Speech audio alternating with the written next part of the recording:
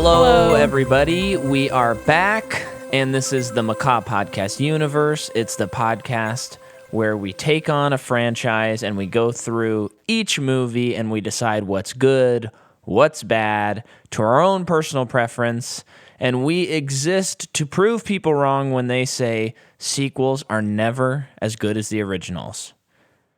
That's the only reason we have this podcast? Well, that's one of the main reasons. And so far, of all the series we have covered, we have not, besides like series within the Marvel series, there has not been a series where we have thought the first movie is the best of that series.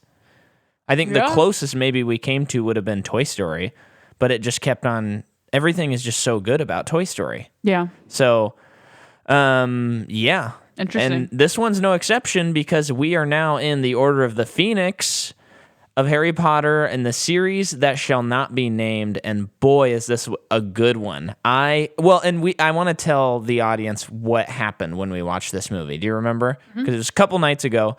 We watched. We put in the movie of the DVD, and we were with Sydney Hunt, who is probably in several pictures of our promotion of this series by now, and the quality of the DVD is so bad that we had to rent it on iTunes. And I remember last week we talked about on the podcast how we have DVDs only. Yeah, and it's tough for us to spend the money to rent, but we had to do it because Harry Potter's eyes were like pixelated. And yeah, I was like, it was one of the worst DVD rips I've ever seen. Yeah, and I'm like, I can't watch a movie that's like this. Yeah. I just can't do it. I'm glad we made the switch. Yeah, it was fantastic, the difference between the two. So here we are. This is the second time I've ever seen this movie, and this is the first time that David Yates comes on board. Now, David Yates from here on out is the Harry Potter guy. And I think, correct me if I'm wrong, Jordan, but I think the general consensus is like, he's the one who like really takes this series to the next level. Because I don't know why they would have hired him for Fantastic Beasts if people didn't agree on that. Yeah, I mean, he's had more time to do it too. Yeah. And I'm curious at this point if they were just like, if this movie did particularly well more than others. I don't know. You know that. But I wonder if they're just like, you know what? Or maybe he came to them already like, okay, I have ideas for like everything. Yeah, maybe. I guess hopefully we'll find that out when we get to Fantastic Beasts. But from here on out, he directs the rest of the movies that we're going to talk about in this series. And he has planned to direct all 5 Fantastic Beasts movies. And so I found this kind of interesting. He has a very odd filmography, I thought. So he's a ton of British TV and TV movies, and most of them are in the political landscape. So he has one movie called Tick-Borne Claimant, one movie called The Girl in the Cafe. He did do The Legend of Tarzan with the Skarsgård, and it had what's his name from Django? Christoph Waltz. Oh yeah, okay. Yeah, and but yeah, so a lot of TV and British movies, and the producers were like interested in hiring him after Guillermo del Toro didn't want to do this one again. Oh, they tried to get him again? That's the impression I got. But they were kind of like, we should try and get him because of like the political nature of this movie. Oh, which I thought was interesting, and I think he actually does that really well because I remember about halfway through the movie, I took a note where I was like, I really like how this movie gets more into the politics. And so that really comes across. So yeah, I agree. Great choice on their part, and they like totally achieved what they said they wanted to achieve.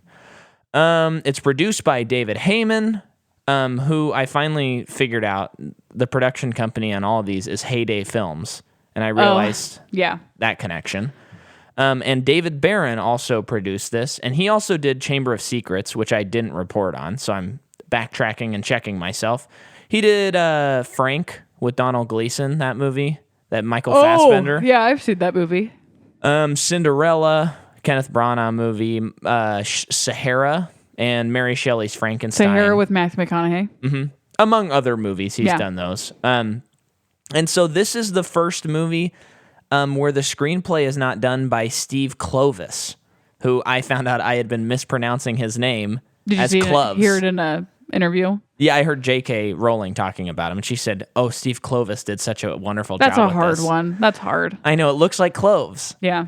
But he didn't do the screenplay for this movie because he was busy working on something else. So Michael Goldenberg did the screenplay, and he did Bed of Roses, Contact, Peter Pan. Which one? It was one that came out in like 2000 something. Live action? Yeah. Yeah, that's the one. Okay. Frank and I had a crush on the Peter Pan. Oh, okay. And then the last movie he did. Oh, and the kid from 1917's in it, I found out. Oh, really? Yeah, not the main one, the other one. Okay. Do you know who I'm talking about? No. Really? I don't know which one you consider the main one and the... In terms of longevity, not the longer one. Okay. The plain one. Wink, wink. Yeah. Hopefully by now people have seen the movie because this is going to come out like a month after. Yeah. And then he also did the screenplay for Green Lantern with Ryan Reynolds, a famously one of the worst bottom of the barrel comic book movies, which might be a fun one at some point to cover on one of our Halloween specials, possibly. Yeah. Music is by Nicholas Hooper, who has done like all of David Yates' And I music. thought this was Alazan Desplat. No, it's not. This guy, this is the guy. But you did confirm that he does do one of the other movies. He does both Deathly Hallows so it's movies. probably, You just blended them together. Yeah. The score in this movie is fantastic. Oh, yeah, I bought songs on iTunes of this score. It's specifically the scene when George and Fred bombard the owl's exams. And it's like that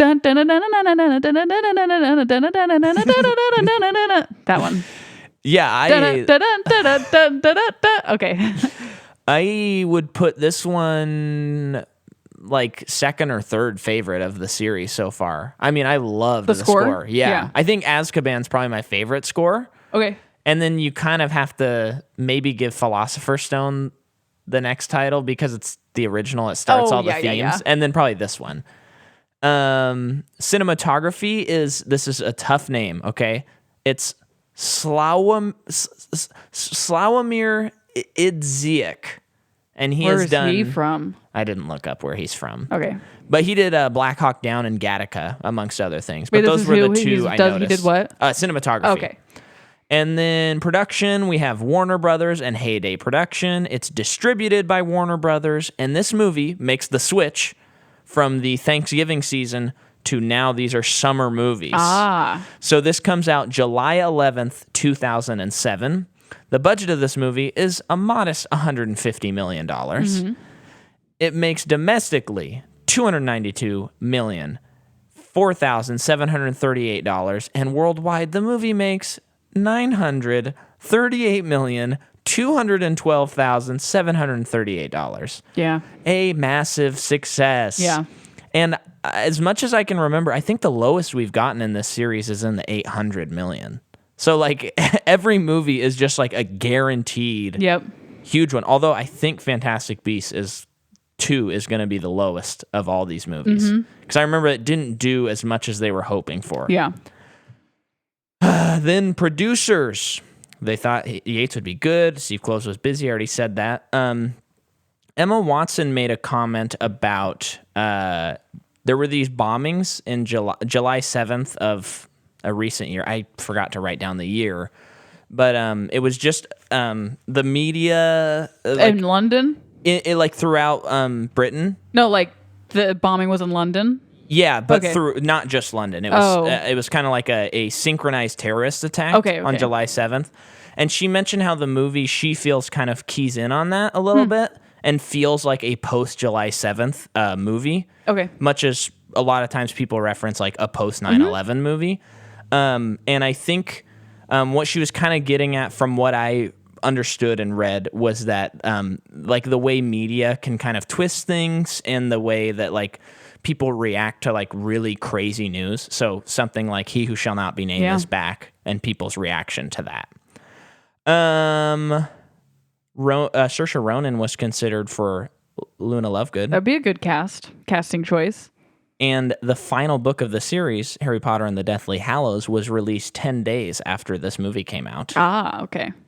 And then So they use this new technology called soul capturing to make, and it was by, it was for the giant image. Okay. Sorry. So they use new technology called soul capturing by the company Image Metrics, and they had an actor whose name was Todd Maudsley, and he played all the parts of the Hagrid's half brother, the giant. And then they like mixed the CG and did all of that stuff, and that was kind of a newer thing. Yeah.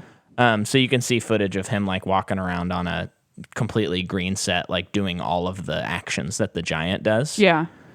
And then, as we have done every time, I got Ebert quotes, and I have many because I want to talk about each, and I want to hear your opinions. Okay. So he gave this one 2.5 out of 4. This is his least favorite so far.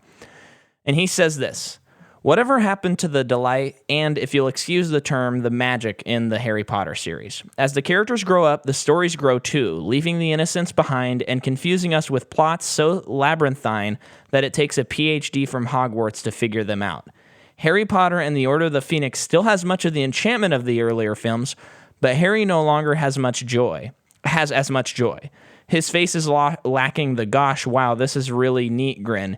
He has internalized the secrets and delights of the world of wizards and is now instinctively using them to save his life. What do you think about that? I disagree. Sounds like someone who hasn't read the books. That, to me, feels like the reason why I kind of like this movie is like all of those things are like building upon, and we're moving forward. I don't want Harry to be shocked by magic every movie. Yeah. I want him to, he's a wizard. This is his 5th year, like, in that, like, knowing that, and like, not, I don't know, he's like living in it now. So like, why can't he acclimate to it? He's a kid. Kids acclimate to things quickly. So like, of course he's going to be not fazed by everything anymore. And there's not going to be as much wonder. Also, the older he gets, the more complex his emotions are because he's growing into a young adult. Totally. So he's not going to be as joyful all the time. His parents were murdered. Yeah. His godfather gets murdered in this movie. Yeah. He's lost everyone. So why would he be happy? Yeah. I think what's kind of funny, I think, is that he's, as I'm reading his reviews each time. Sorry. Also, the last movie, he saw a student die and Voldemort is back. Oh, yeah. So he's still, like, the acting is really good on that with the repercussions of that. Yeah, I think they key into that really well. The student we're referring to is, of course, Cedric Diggory.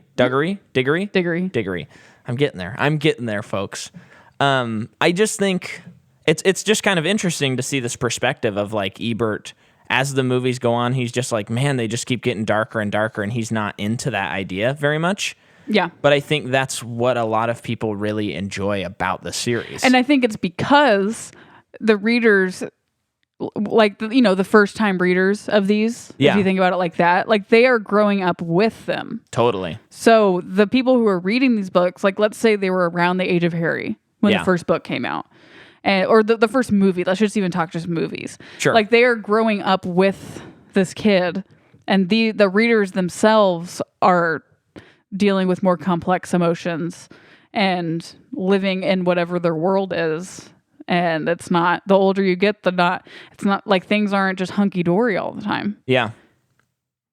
I love it. I love that about it. But I do think that is an interesting perspective to have on the series. I think it's interesting. I mean, the first couple of movies, for sure, it's just like, this is so wonderful and amazing and so happy.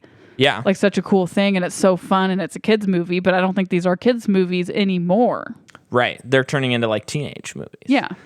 So then he has this one. So he says, there will come a time, I fear, as we approach the end of the series, 1 book and 2 films to go, that Harry and his friends will grow up and smell the coffee. They weren't trained as musicians for fun. When they eventually arrive at some apocalyptic crossroads, as I fear they will, can the series continue to live in PG-13 land? The arch-villain Voldemort is shaping up as the star of nightmares. These things said, there is no denying that the Order of the Phoenix is a well-crafted entry in the Potter series. The British have a way of keeping up production values in a series, even when the stories occasionally stumble. there have been lesser James Bond movies, but never a badly made one. And the necessary use of CGI here is justifiable, because what does magic create anyway other than real-life CGI without the computers? No, that's a good point there. Really good point. But I like that there was sum also up. something else. Well, you talked about the James Bond. Was that what you were keying into? No. And the British with their production values? What was right before PG-13 that? land? Like the movies existing in PG-13? I'll think about it in a minute. Okay. That's all I got. So Okay. it's all you on the cast. So I'm just going to kick it off with Imelda Staunton, who plays Dolores Umbridge, who was the new Defense Against the Dark Arts teacher. Pretty much. The best. She's in Paddington too. She's in Aunt Paddington Lucy. too? She's the bear? Yeah. Oh. Wow. Really? Wow. She is in Maleficent. The Pirates Band of Misfits. Is that a The cartoon Awakening. movie? Yeah. Oh, I remember seeing the posters for that. She's in an episode of Doctor Who.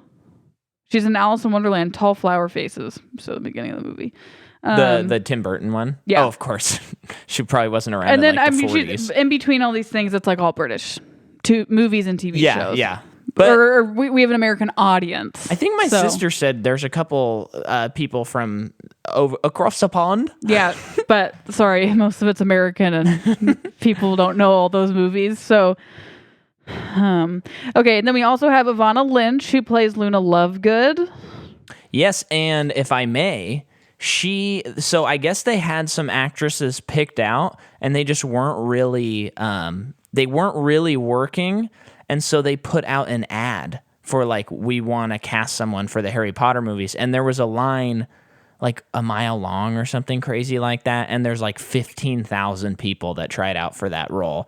And the producer's like, it was kind of weird because like adult men showed up for the part. And like women who were like 45 showed up for the part. And then all this stuff. And then this girl, there's this interview with her and she's talking about how like, her mom said, and she's like, my mom hates when I say this, but her mom said, you have a snowball's chance in hell of getting this role. And then her dad was like, but you should just try it. Just try out for it. And she did, and she got the part. Wow, that's a cool story. I think she's fantastic in the movie. Yeah. Are we going to get into that later, or Yeah, do you want to get later. into it now? Later. Okay, later. So this is among some of the first stuff that she did, and it continues to be a bulk of what she's done. Now, is she in the rest of the movies? Because I don't recall. You don't have to look. You can just keep doing what you're doing. Wait a second. Okay. What is this? A Harry Potter senior year. What Guess is that who plays cartoon? Harry? You're never gonna guess. Thomas Middleditch. No, you're never gonna guess. Well, can you give me a hint? Wait, is it an animated show? I think so. There's no other picture. Okay. Darren Criss? Get ready for one last romp of magical musical shenanigans because Harry and his pals are back for their senior year at Hogwarts. The gang's in for their biggest adventure yet as they face off against old enemies, new foes, and giant snakes. Will they win or will they lose? Either way, this is the end. What?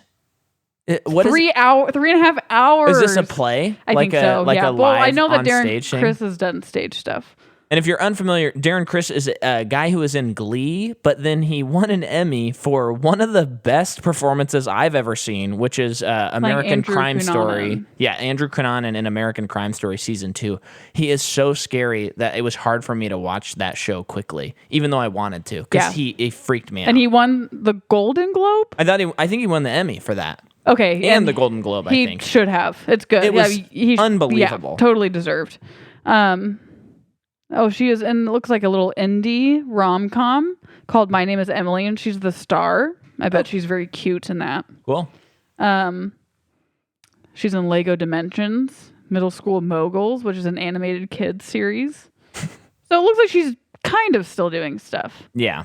So then we have Helena Bonham Carter, who plays Bellatrix Lestrange. Heck yeah. I mean, Love me some HBC. She's pretty popular. She's well known for being in a lot. It feels like a lot of Tim Burton movies. Yeah, there's a good chunk of them. After Lisa Marie was kicked out, she takes over, and now it's Eva Green. Over. It's so gross how you can just see such an obvious type that he has. Yeah, it's very so weird. Can I sidebar on her?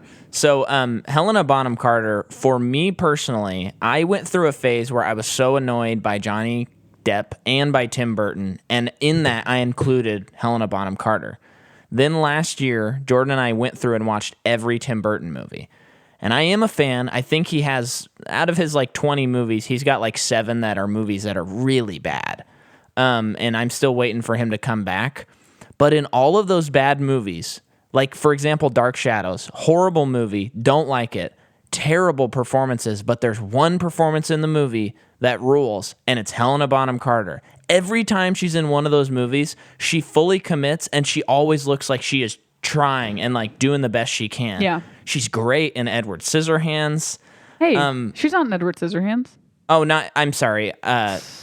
Sweeney Todd is what I meant. Yeah. She just, like, she is so good, and then her being in this series, I hope that there's more, because I do not remember her in the rest of the series, but I love me some HBC. Is it true that her and Tim Burton lived in 2 separate houses, but there was an underground tunnel connecting them? I think so, but I don't know. They're rich enough they could do that. And I'm kind of too scared to look that up. Yeah, it's weird. Anyway, she's also Planet of the Apes, the Tim Burton Planet of the Apes. Well, she's not good in that, but no one is. She's also... Sorry, this is going to take a second. She's in, you guessed it, a lot of British TV and movies. And then Les Mis. I'm doing this. Okay. I just want to make sure I don't miss anything. She's in Les Mis. She's Sacha Baron Cohen's with him. She's in Ocean's 8. Oh. Man, this is very terribly organized on here. What was she in right before the Harry Potter? I don't even want to look for it. There are 236 titles on here. Okay. So I'm not going to do it. I'm curious. Wow, that for some reason really bugged me. This really bugged me to look for. She is in the Dark Crystal Age of Resistance show, 4 episodes. She is? Yeah, and then she's also in The Crown. I think she's in... Oh, yeah. She's Princess Margaret. This is taking way too long to look at this. She's in Cinderella. She's the fairy godmother. That's correct. Oh, and she's in Fight Club and The King's Speech. Oh, okay. Is there anyone else I've missed? I mean, I don't know. Let's think about it for the next 5 minutes.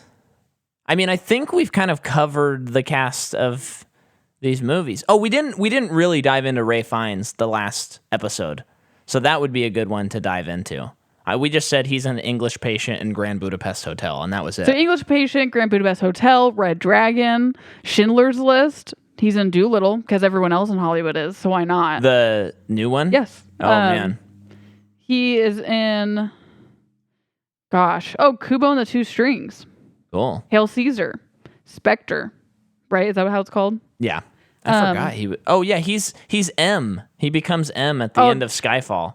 I saw enough of that movie because he's in the beginning. Yeah. Ish, first 20 minutes. Saw him. And then the internet went out. And I have never finished that movie. Clash of the Titans, The Hurt Locker, and Bruges. Dang. This guy's been around the block. That's Ralph Fiennes. Also, guys, Skyfall's the best James Bond movie. Just try to prove me wrong. We'll get to that another time. Yeah. Okay, so the movie begins. And what happens, Jordan? Harry is in a park. There you can hear like radio newscasters talking about how this is one of the hottest summers. And you can see the park that Harry is in is just barren. I think that it conveys how he feels. Huh? And he is just sitting on a swing when Dudley and his friends, including Dylan Huntley, walk up to him and start taunting him. And Harry threatens Dudley with his wand, and I think it's cool that all of his friends like laugh hysterically, but Dudley is not laughing. Yeah. And then it starts raining. I like how he's kind of like in that like British like gangster thing, like the like white boy British gangster. Oh, it's so gross, thing. Because man. that is like a certain aesthetic and style, and it makes sense that he would have progressed into that. Yeah. Wearing like the gold chain and the baggy pants and stuff like that. It makes so much sense. So funny. So it starts raining and they're trying to run out of the rain, and they get to this tunnel, and it's like get really cold in this tunnel, and the water's frozen, and there's like shaky cam stuff in this, and it is kind of a state like this first part is like, okay guys, I think we've said this since Azkaban on, but this one even more so is like, okay, it's starting to get like intense. They just keep getting more and more intense. Yeah, so then 2 Dementors show up and start working on Dudley and Harry. Yeah. And Harry has to use the Patronus charm to save himself and Dudley, and who happens to see it but their neighbor from across the street. I forget her name. I don't know. But this little old lady, and Harry finds out that Dumbledore has sent her to look over Harry. Yeah. To just keep an eye on him, which is, I mean, the best witness you want. Yeah. In this situation, because Harry is expelled from Hogwarts for using magic underage. Because he used a Patronus to get the Death Eaters out, who are like sucking out Dudley and his soul. And I really I just think this movie and the book does such a good job of like, it makes you so mad because it's just all not right. Yeah. And it's one of those classic things where like, that's not fair.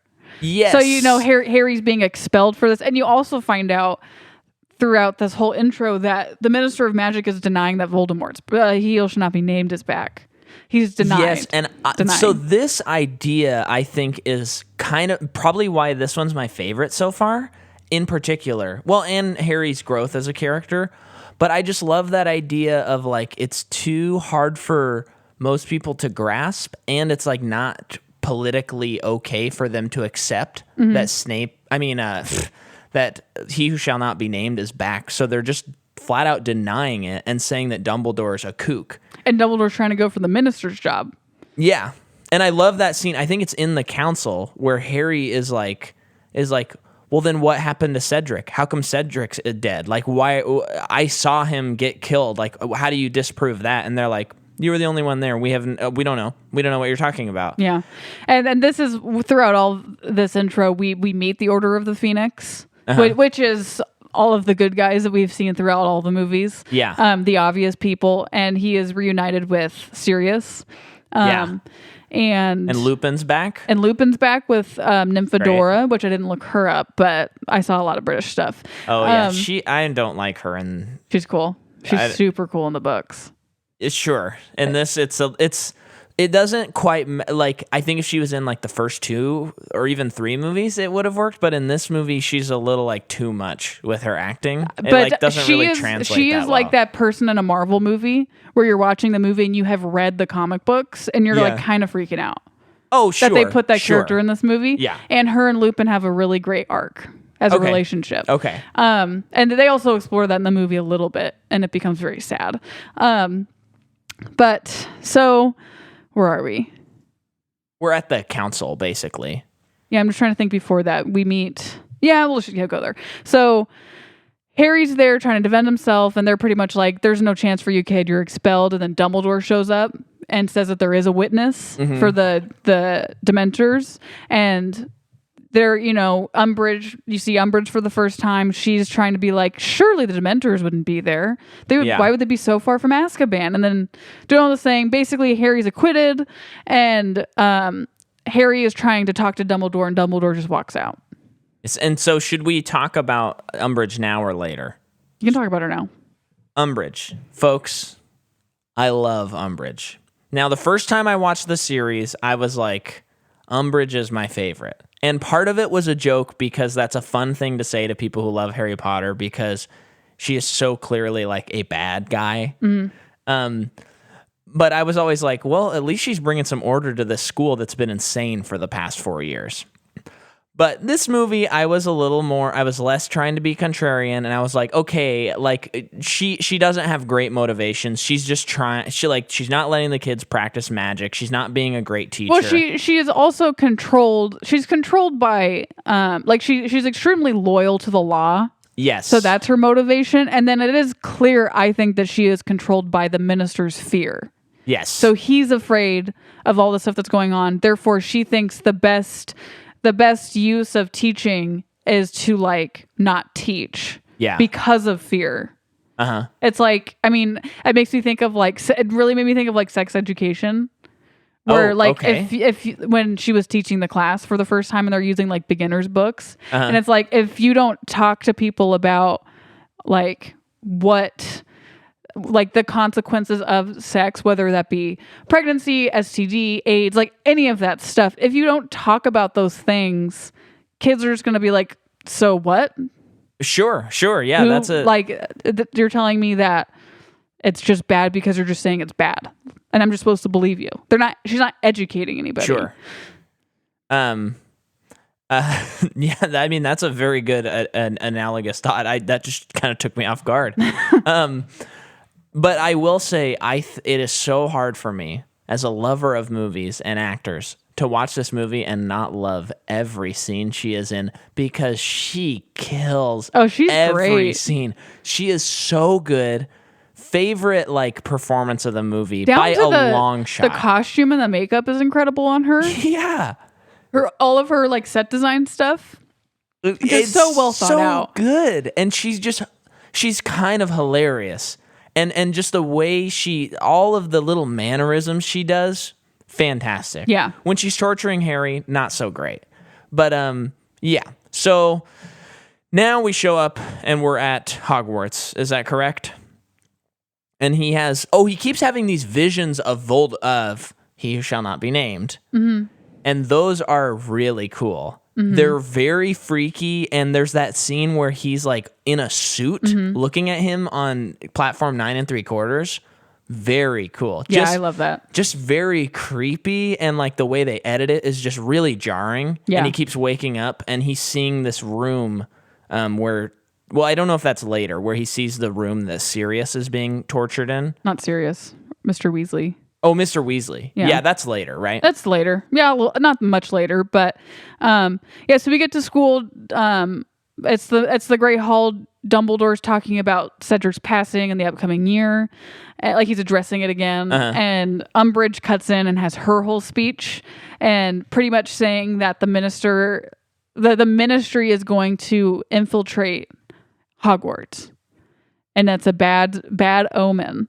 And then do we cut straight to her first class, which we already talked about? Yeah, where she's says those things, but then she pulls Harry aside because Harry speaks out. Yeah, of turn. He's doing a great job. Yeah. Daniel's really bringing it in on this movie. He's angry. Yeah, and he's not okay that people aren't believing him. This is the peak of his anger issues. Yeah, of the book.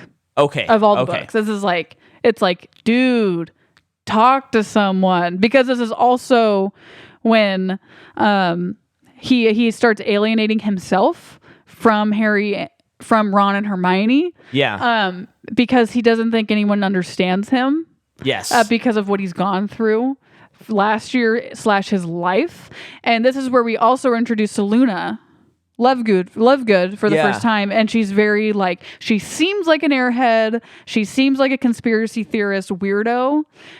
You can tell that she's picked on all the time because she's weird and different, but that, I mean, it's like those are all the stereotypes that people put on her. Yeah. I think the actress is doing a great job too. Yeah. Like, I really like the peculiarity of her performance. It doesn't feel like she's playing it too hard. No. Because that's an easy thing to overact. Mm-hmm. And I mean... well, she's very quiet. Yeah, I just like how quiet she is, and she's just doing her own thing, and she's okay with that. And it feels like the actress is also being that way. You know what I mean? Yeah. Like, she's not pretending to do her own thing. She just is, and she's happened to be the actress. And whole, like, Harry alienating himself, like, that is something that... It's kind of like the last movie when Ron and him were mad. They didn't go on that for too long. Same thing here. Really like they kind of wrap that up quickly. Where like he sees Luna feeding the spectrals. Is that what they were called? I think so. Out in the woods with them, and he's we're kind of understanding her a little bit more, and she is saying like, I think if I was he who should not be named, I would want you to feel alone. Yeah. Like, I would want you to be as alone as you can feel that way. It's easier to beat you than if you had others. Then Harry's like, okay, I need to apologize to my friends. And I think it's also interesting. It's not only the minister is denying Heel shall not be named as back. It's like a lot of people are denying it because of the Daily Prophet and their parents. Like, a lot of the kids are like making fun of Harry because their parents are telling them. And they really characterize that in Seamus. Yeah, so Seamus's parents are... Yeah, but then he apologizes for it, and it doesn't take him the whole movie to do it. Yeah. He does it pretty first act-ish. Well, I thought he does it more after they've started training. No. I thought it was like more right when they act. get to Hogwarts, it begins with him being like that, and he continues to be like that for a little bit. Yeah. But then he comes to his senses. Yeah. And all of that, I love them exploring that idea and Harry thinking he's alone, but it's kind of interesting because this is also the movie where yes, like Dumbledore isn't talking to him. No. And so you're dealing with this arc where Harry believes he's alone, but actually like all of his friends and all these people are there. Like the Order of the Phoenix is trying to help Harry, but they're doing it in such a way that he doesn't realize it and doesn't know. And there's still an element. I think this is part of the conflict in the conflict of the movie is at the beginning of the movie when he's with the Order of the Phoenix and Sirius is trying to explain to him what Heel should not be named is looking for. Yeah. Specifically, Mrs. Weasley cuts him off and won't let him explain the rest of it because he's just a kid. Yeah. When Harry's like, don't you think I should know? Totally. All of these things. And then later on, so we'll jump to Harry has a vision of Mr. Weasley being attacked in this room. And he wakes up, tells Dumbledore, they get the Weasleys in there, and you find out that Nagini, Heel shall not be named Snake, attacks Mr. Weasley. Yeah. And if Harry actually hadn't done anything, he probably would have died. So he was saved in time. But the whole thing is like Harry feels like he was the one doing it. Yeah, because in the dream, he was the snake. He was looking down on him, biting him. And this whole scene, Dumbledore won't talk to Harry until Harry screams at him. And Dumbledore finally, like for the first time in the movie, looks at Harry. And very quickly after that, he's like, Snape, come in and help Start Harry. teaching him about the mind the stuff. occluments. I don't know how to pronounce it. It's a really hard word to pronounce. Yeah. But pretty much what's happening is because of what happened the night that Harry's parents were killed and his mom sacrificed herself, there is like him and Heel shall not be named are connected. Therefore, and they're doing a great job foreshadowing. Yeah, I think so too. And I think explaining as everything. you watch back, you're like, oh, that's this. And this is a pretty like exposition heavy movie, and I think they handle it pretty well. It doesn't feel like it to me. No, but you are right. Because it's a lot of totally showing. is. So Snape is telling him that Heel shall not be named is getting into his mind, and if he becomes aware of what he's doing, he can control it. Like he can like ruin Harry that way. Yeah. Vice versa, Harry is also getting into his mind. That's why he saw Mr. Weasley being attacked. Yeah. So which is a fun twist on like what you would expect. Oh, I think. Like they both have advantages and disadvantages. Yeah. And so Snape is using this spell that you get into the person's mind to train Harry to cut him off from getting into his mind. And Yes. I'd really, really like that whole storyline because I think it's really different. Yeah. Really creative. And by farther into the movie, we learn a lot about Snape. Let's cover that since we're here. Do you want me to talk about it? Yeah. So this is almost like watching a new movie to me. So like this scene we're about to talk about, watching it this time, I'm like, whoa, dang. So these whole movies, you're just like, is Snape a Death Eater or not? Who was he really a spy for? Dumbledore, the Phoenix, or the Death Eaters? Who really knows? Yeah. And the beginning of the movie, we hear Snape's voice, and Harry's like, "Oh, Snape is in there." So, like, is he a good guy? And all of this to say, Snape is trying to train Harry. All this stuff, Harry's doing a terrible job. Yeah. And as Snape does the spell on him again, Harry Protego, which is like it's reversed and it's on Snape. Yeah. So he goes into Snape's mind, and what he sees is Snape being picked on by by Harry's father. and Mr. bullied. James Potter. Which, because Snape is always saying how terrible James is. Terrible, terrible, terrible. And he only ever says bad things about Harry's dad. Yeah. He never once says a bad thing about Lily. And here's what's cool. First of all, they cast the perfect actor lookalike kind of young actor. Great. Yeah. Second of all, it's nice that we've kind of danced around his parents. We haven't totally figured them out yet, but JK has crafted them in such a way that they are human beings, which is very cool. So it's not just like his magic like angel parents died. It's like, okay, when I see this, I'm like, oh, James Potter has like some dimension to him. He's not just like this perfect guy. He was a kid too, and he was an idiot too. Yeah. And we don't know too much about Snape's backstory, like from the books. I'm sure by now there's so much stuff about it. Yeah. But you get a sense that he didn't have a great upbringing, childhood. Sure. So then you also see that like he was bullied in school.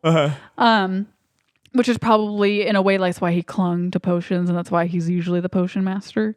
But anyway, we see that Snape has been bullied by him, and it's just finally we see something about him. Finally. And it's like, I understand him a little bit more. Of course, it doesn't explain whether he is actually a Death Eater or actually an Order of the Phoenix. Like, who is...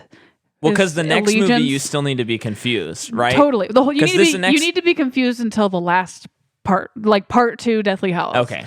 Pretty much. Even though you get a pretty good sense. I'm so excited! I can't wait. Because I don't remember. It's like regardless of where his allegiances lie, you just understand his character a little bit more. Yeah. And it's great because you only get nuggets. Yeah. And it's beautiful. Yeah, this is the Nugget movie. Mm-hmm. It's all about those nugs. Shrek was layers of an onion. This one's nuggets. Well, on that note, thank you for listening. So let's talk about the Hagrid's brother, Robbie. Mm-hmm. So Hagrid hasn't been in this movie most of the time. Because you find out that he has been trying to convince the Giants to be with the good guys. Sure. To which he explains that... Is he a part of the Order of the Phoenix? Yeah. Okay. To which he explains that the bad guys have already gotten to them. And then you kind of get like, Giants are on neutral ground. Okay. I kind of missed more or less. He pretty much said like, don't really know if what I did worked. Yeah. But what he does discover is that he has a half brother named Grop. Robbie, I thought. Isn't it Robbie? I don't think so. Just throughout the... Okay, well... We can look it up. We'll look it up. But tell me about it. Tell me about it as I look. Okay, so he takes him into the Forbidden Forest. You meet him. It's terrible CGI, just very, very dated. I'm curious if we saw it in the year that it came out, if it would be really impressive to us. Yeah, it's Grop. Okay. It's not Robbie. Okay. Why Don't ever question me again on this series. Okay. Just kidding. And Hagrid has been threatened by Umbridge that he will be sacked. So he is asking the 3 to take care of Grop. And not in terms of food, just keep him company. That's all he needs. Yeah. And it is, I think watching the movie is a little bit like, what is this going to do for the story? Yeah. It's a little weird, a little out there. You have to remember that this book is even bigger than Goblet of Fire. Yeah. So there's a lot that they had to cut out. So it's kind of like, why did they keep this part in it? Mm-hmm. There's a payoff, of course. But it is a little like, what's going on? And I think part of the CG thing is just datedness. Yeah.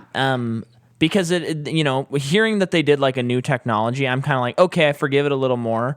But the brother looks so goofy looking now. It's a little like, okay, let's just skip this scene. Like, I'm not super interested in it. You would think a giant, like it's a giant, but they're still like humanoid.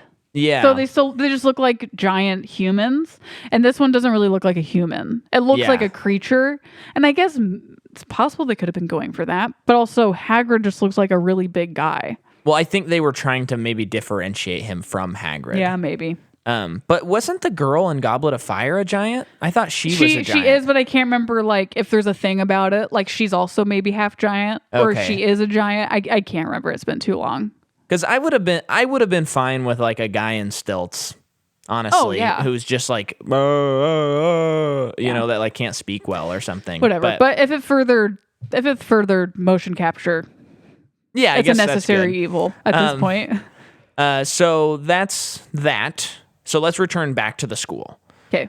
in the school, here is something, again, that I really love about this movie. So Umbridge has gotten rid of Dumbledore as headmaster, and she's now the headmaster. And first of all, there are several montages in this movie, and they It's like, what else would they do? are incredible. I love the montages. The music is incredible. It furthers the story, and they're not just montages for montage sake. This is like how you do a montage. And like we said, very what's the word? Exposition heavy. Exposition heavy movie. Montages are probably the best way to get through a lot of it. Yeah, and so you see that, what's the groundskeeper's name? Oh, it's not the groundskeeper. Oh, sorry. Yeah, he is the groundskeeper. I'm thinking of the gameskeeper. Okay. Groundskeeper, Argulus Filch. Okay, whatever the first Filch, thing you just said. say Filch. Filch. And he keeps nailing all these rules up on this, up in Wall. this It's a wall. area. That's a normal word. And it just keeps getting more and more rules and things that she's outlining. And it's first of all, it's just funny. It's like just kind of good comedy stuff. And then we find out that Hogwarts itself like allows itself to be open up for Harry and his friends so they can start practicing for their wizarding It's stuff. called the Room of Requirement. And it just like appears to people. Really Who cool idea. are in true need. And Yes, in true need. I love It's not that. just a random room. It's the room that you need. So they needed a room to practice in, and it gave them, because Ron said, if I needed to use the toilet, Hermione said, yes, Ron, it would even do that if you truly needed it. Yeah. So Great. it's cool. But And then- I like then the room Filch- design. Think about room design's cool. a lot of mirrors. A lot of mirrors Or and there's reflective cool stuff. pillars and stuff. Yeah. It's all great. But the Filch is like sitting outside of the door, and there's this whole sequence where he's just watching this door and like It's eating. not even the door, it's the wall. The 'Cause wall. The door yeah. disappears. And eating and like doing all this stuff. And it's just pretty funny. So it's like the series hasn't lost its charm. No. It's still a charming series. And so then what I love about this, though, beyond all the cool stuff, like new headmaster, we're like furthering the experience at Hogwarts and seeing different things happen there. And it's not just hunky-dory for the fifth time, you know? Yeah. I mean, it hasn't been hunky-dory any time. But, Yeah. and I should stop saying hunky-dory. Okay. But they're like building an army, and this is they're doing it in the fifth book instead of the seventh book, like right before they need to build an army. So I love that they're like that she and then them doing it in the movies. They're like setting up that this army's happening so that when it happens in the seventh book, they either don't have to spend time doing it or it feels natural to the Well, story. they've been practicing combat. Yeah, so it's more realistic that they could fight this force of evil because they've Yeah. been practicing for several years. Yeah.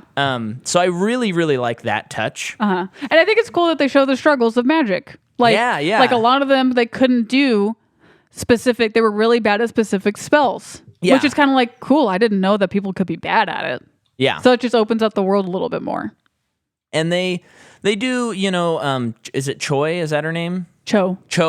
They do kind of because she was with Cedric Diggory and then he died, and now she's kind of attaching herself to Harry Potter. And that's kind of an interesting storyline. I feel like they don't quite dig into it enough to find much meaning in it, but also there's not too much time There's not for enough it. time. And it's just like, okay, they have their share their kiss. And it's of course like there's that picture. It starts with her staring at a picture of Cedric and talking about him. And then Yeah. they kiss, and it's like, she doesn't, like you said, she doesn't like Harry. She's still in love with Cedric. Yeah. But it's all of these confusing emotions, and I'm a teenager. Yeah. And then you find out, because one of the rules, like all students will be questioned about secret organizations. So Umbridge had been questioning all of the students. Yeah. And you find out that Cho gave everyone up. That's right. Yeah. And so then she's she quickly feels taken alone out. because everyone's not Yeah. paying attention to her. Do we ever find out like why she did that, or she just? I just don't think she could.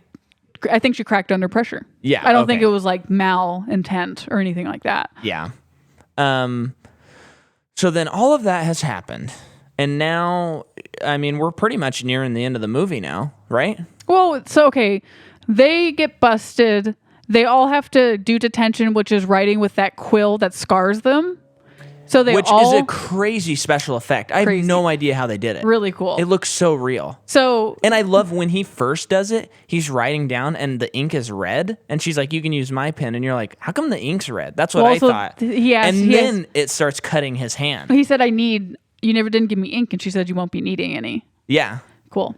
Very cool. So yeah, she punishes / abuses all of them. Yeah. For it. And then I'm sure I'm skipping over some stuff, but let's just jump to the owl's examination, which is what they've been leading up to. These are like the SATs, pretty much.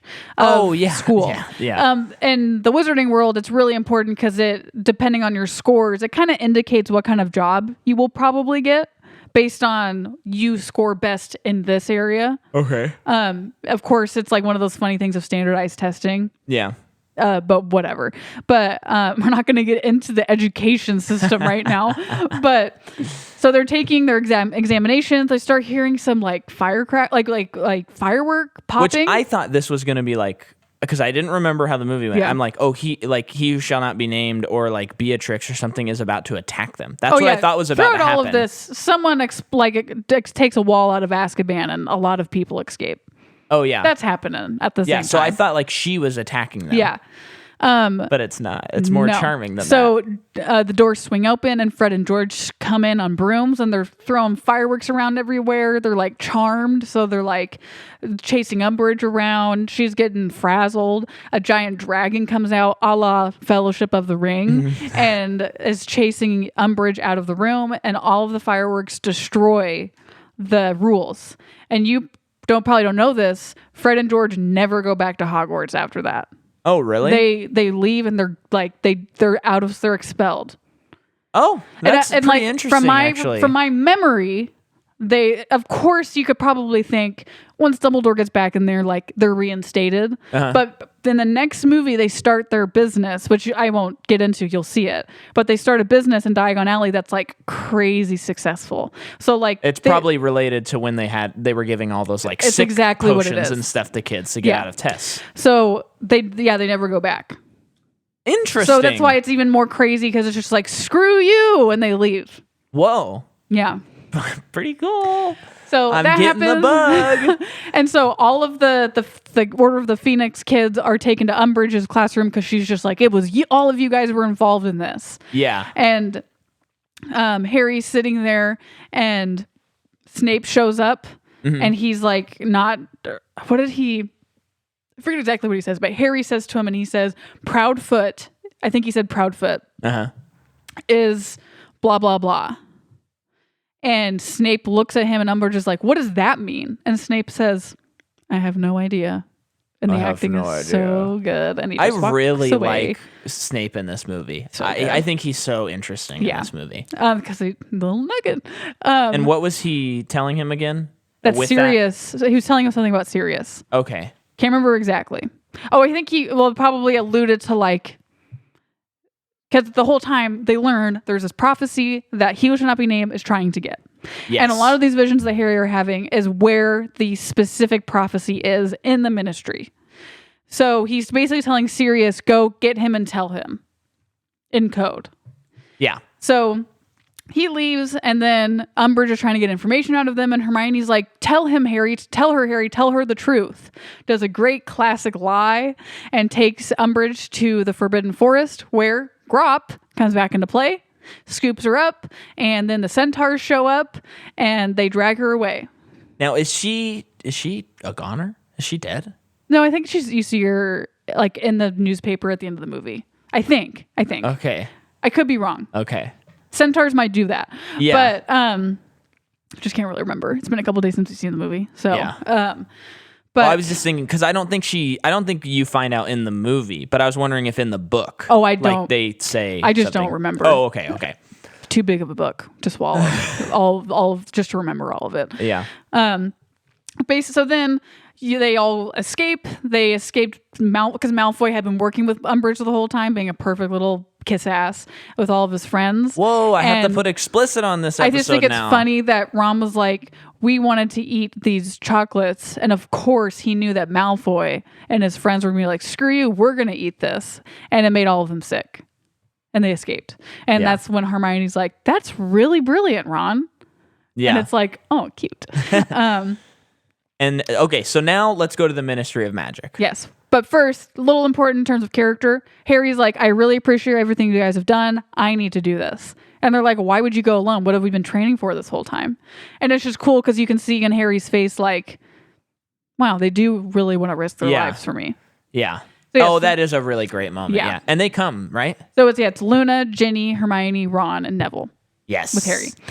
And so they go to the Ministry of Magic, and it's like this. Oh, I think it was shown earlier in the movie.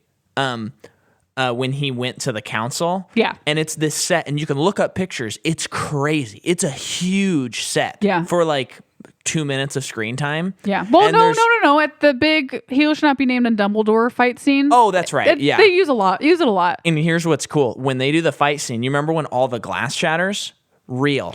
Dang, cool. So there is some footage, and you can see where the director's talking about how like he goes to a stunt supervisor, and he's like, so where are the explosives? So that we know, so we can position Daniel so he's not going to get in trouble. And he goes, well, there's about 300 on this wall, squibs. And then he's like, and there's about 400 on this wall. And then the director's like, so is he going to be okay? And he's like, yeah, he'll be fine. And he's like, okay. And then he's like, don't tell Daniel.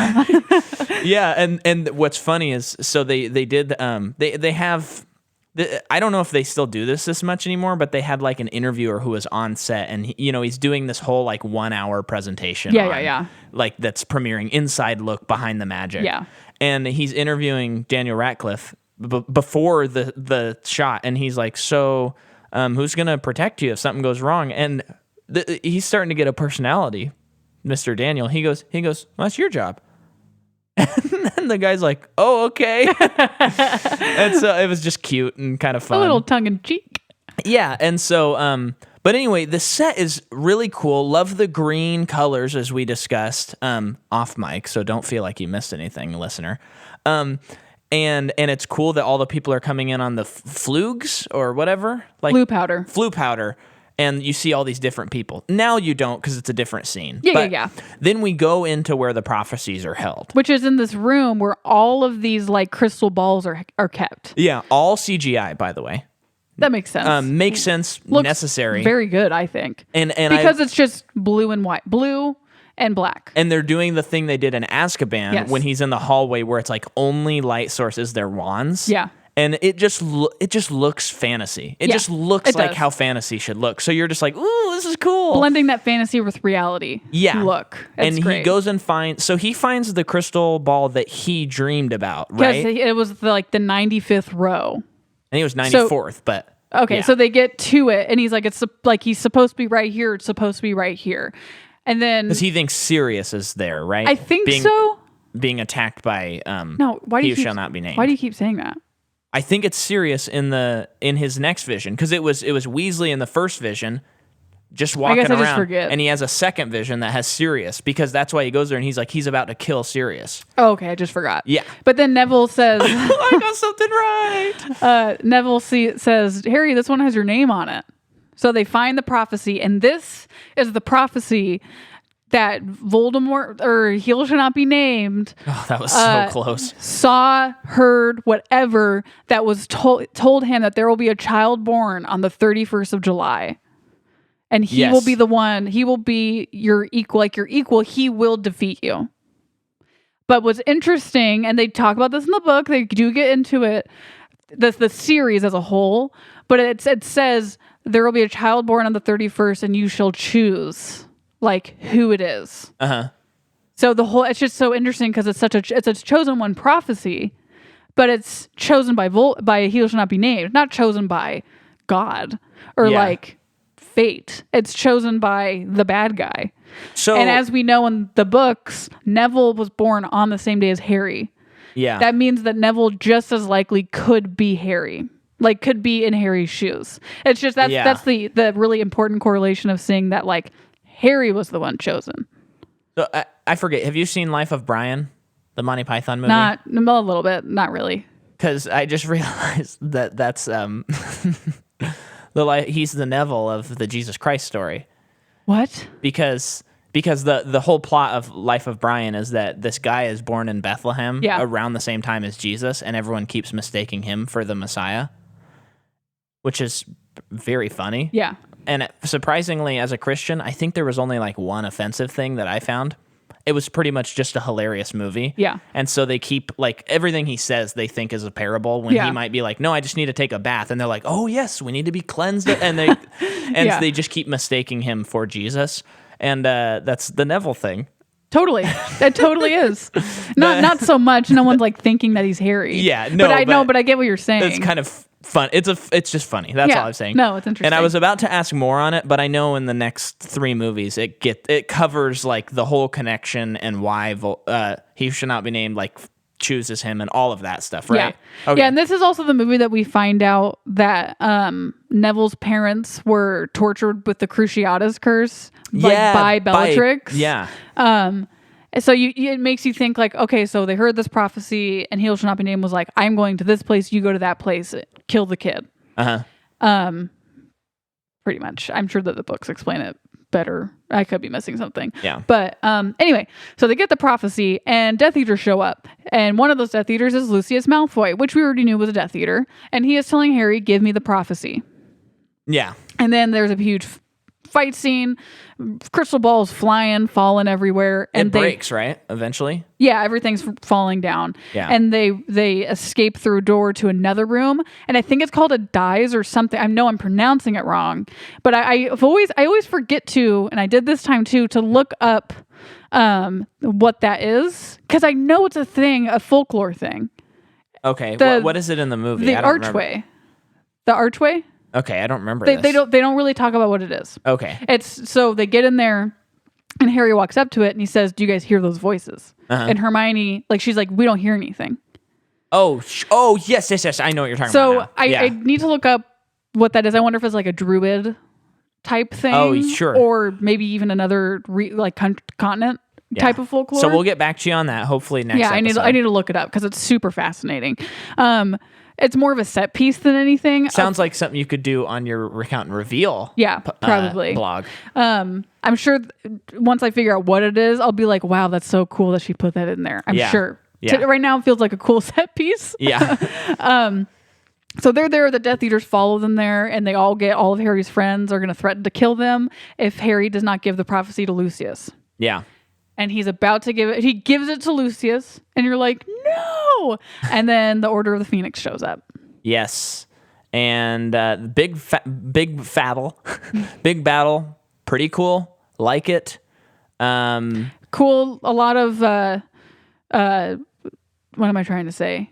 A lot of like the kids are not using the Avada Kedavra curse. They're not using the killing curse. They're using Stupefy or Expelliarmus or all these things. They're not. I just think it's important that it's not to kill. Mm-hmm. It's kind of like the Batman thing.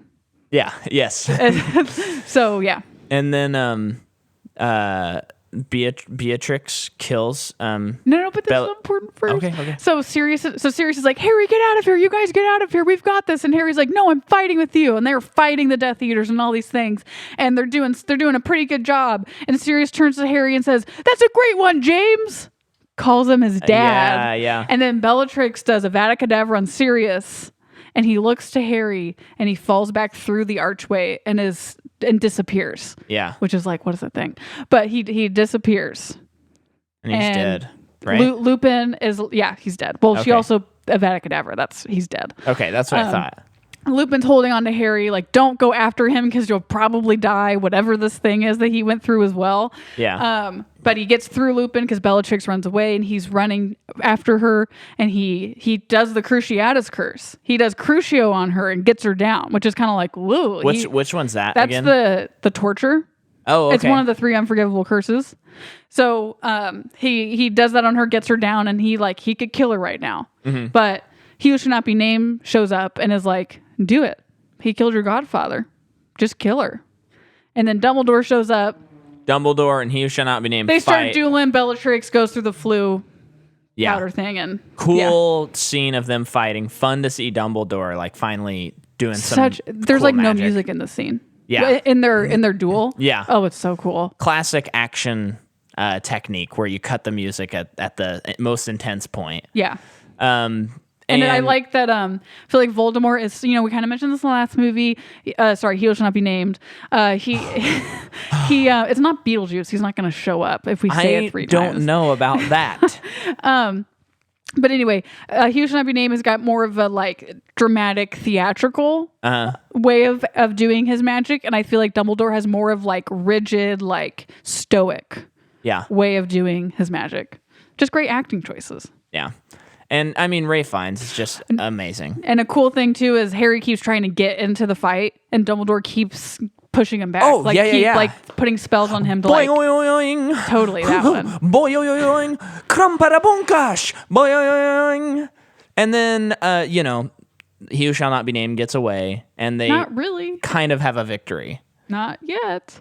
So he disappears. Okay, you cover the plot because I don't know what you want to cover. It's just okay. It's he glass breaks, tries to kill them with the glass. Dumbledore turns it into sand. And then the cylinder of sand comes up in the air, and He Who Shall Not Be Named goes into Harry. And he is inside Harry. And this is very important. And You're Dumbledore right. is like, fight it, Harry, fight it. And you can just see He Who Shall Not Be Named going through his mind. Here's what's cool. Yeah. Whole movie. Harry, his friends, he feels like no one's there around him, and they've all been helping him, though, and he didn't know it. But now he truly is alone, and he has to overcome this by himself without his friends. How he does it?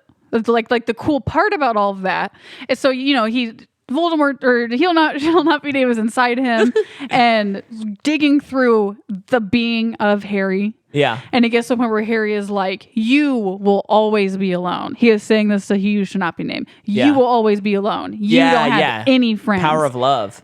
Basically the power of love. Like, you are incapable of all of these things, and that's why you will lose. So like, even though he's alone in this moment, he knows he's not alone. Love that. And that's why he doesn't lose. Yeah. Great message. And I think, movie over, pretty much. I mean, there's a wrap up, of course, but I'm trying to remember what it is. Important, like Dumbledore telling Harry, like, I'm really sorry with everything. It's interesting. Dumbledore says, like, I know how you're feeling, Harry. And Harry says, no, you don't. And there's no rebuttal. Like, Dumbledore doesn't have anything to say.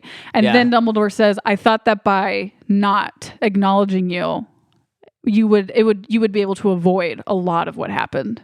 Yeah. And I am admitting and recognizing that I was so wrong. Yeah.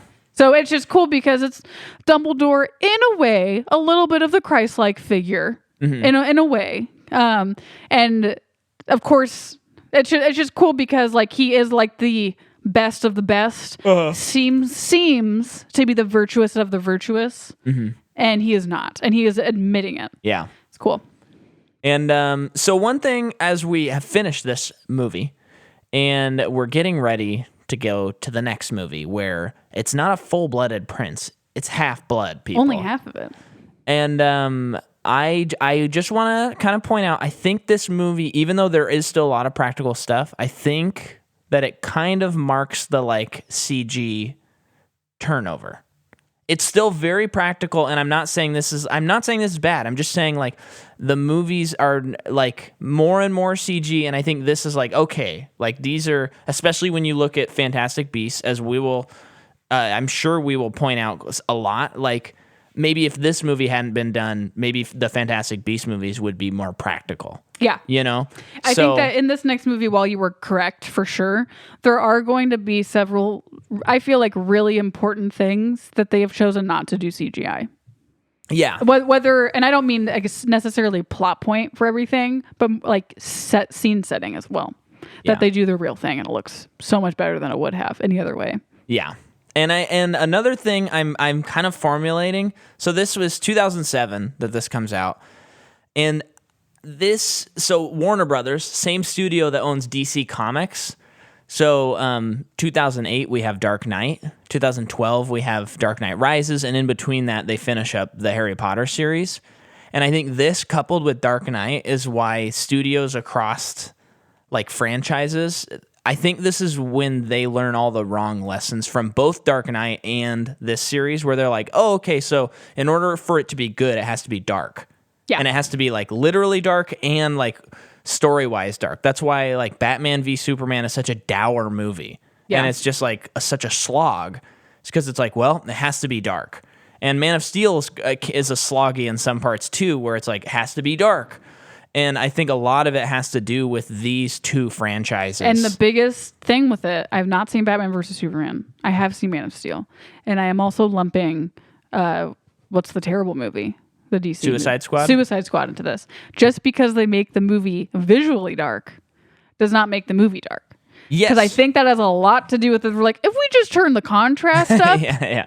it's going to look a lot grittier and the people got dirt on their face. Yeah. And it's like, no. And the rebuttal against Ebert's thought on this and against, because I'm not trying to write off dark stories, but with Harry Potter, the story has been earned because it's slowly going there. Yeah. And at this point, when it is this dark, I am excited that it's getting darker, but it's not just dark for dark's sake, as like a lot of, like The Mummy, the Tom Cruise Mummy, where it's like, it's just dark because we think it should be, when it should have been like a fun, campy movie. That it turned out to be a campy movie, but it didn't realize it was campy. Yeah. So if the series earns it, that's great. That's why like Avengers Infinity War was awesome. It earned that dark ending. Yeah. It totally earned it. Yeah. So good series. Loving it. We'll be back your favorite one next so week. far? This is my favorite one so far. My release show, March 13th. I probably, hopefully by now, will have added a little clip right around here. I came out with a music video for Nervous Tick. That is required watching. You are mandated and required to watch it. And then on Monday, I released the album to my patrons. So if you sign up for Patreon, patreon.com/MICAH, then you get the album. So I figure if you're planning on getting the album, why not just buy it now and get it early and sign up and be a Patreon and also get a bunch of other stuff? And you'll get the album cheaper than you'd get it if you bought it on iTunes or whatever. So you can do that. And then finally, the album is getting released on March 13th, and it will be released at the Children's Sanctuary Church in Medford. The show is going to have doors open at 6:30, and then the show's going to start at 7, and it is going to be a wild night. I really hope that you'll come. Anyway, thanks, everybody. Bye. And then This is not a visual medium. Yeah, well, no, they'll know because I'll have added a clip of me describing where and when the show starts. Interesting. And then go to patreon.com, get your episodes early. A couple weeks ago, we did a Oscar special that's only on the Patreon. Got to check that out. And if you're doing Patreon, you're also getting my album early. It's not even out yet, and I think by now you'll have it. And there's art stuff that's coming. It's great. You'll love it. You got to get on the Patreon. Thanks for listening. We still have to name our audience, I think, at some point. Hopefully we'll naturally get there. I understand what you're saying. Like Peter and Peter, we had the wide. Mm-hmm. But there's got to be something. I don't know what it is yet, but we'll have to mull that around. I say don't force it. I don't think we should force it either. No. But just keep that in your brain. Bye. Bye.